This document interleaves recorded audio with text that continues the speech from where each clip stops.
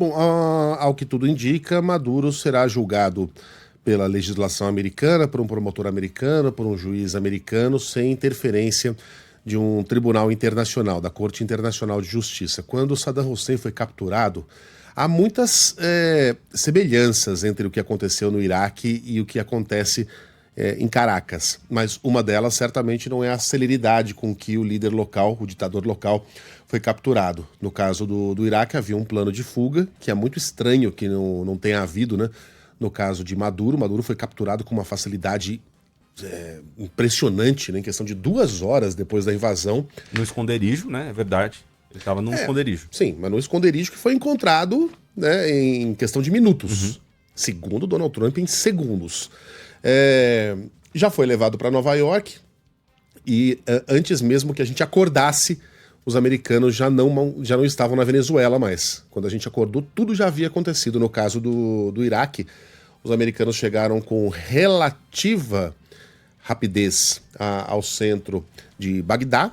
Aí teve aquela derrubada de estátua, né? Aquela sensação de que o coração e o cérebro do governo haviam caído, mas Saddam Hussein e os filhos, lembra dos filhos do Saddam? O Uday e o Qusay, aqueles 2 playboys cruéis, né?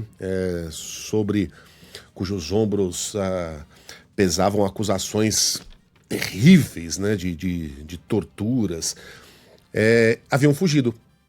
E o Saddam foi encontrado semanas depois, eu não sei se dá para dizer meses depois, mas acho que não, semanas depois.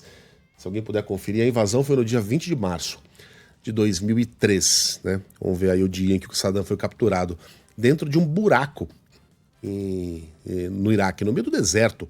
Estava lá escondido o Saddam Hussein, que aí foi levado para um tribunal internacional. O julgamento aconteceu muito rapidamente, foi transmitido.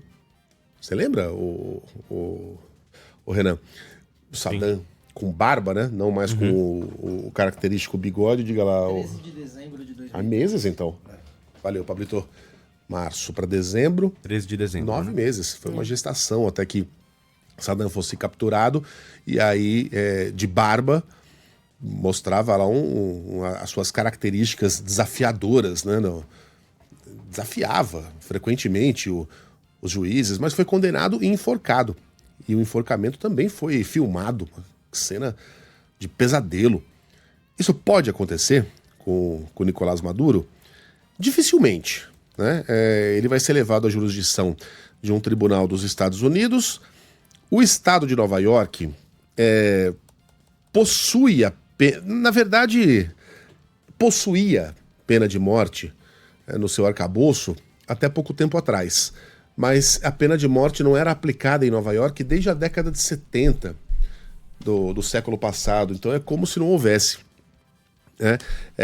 E em 2007, a Nova York chegou a revogar formalmente as disposições que previam a pena de morte. Então, em tese, nem faz parte da previsão jurídica em Nova York.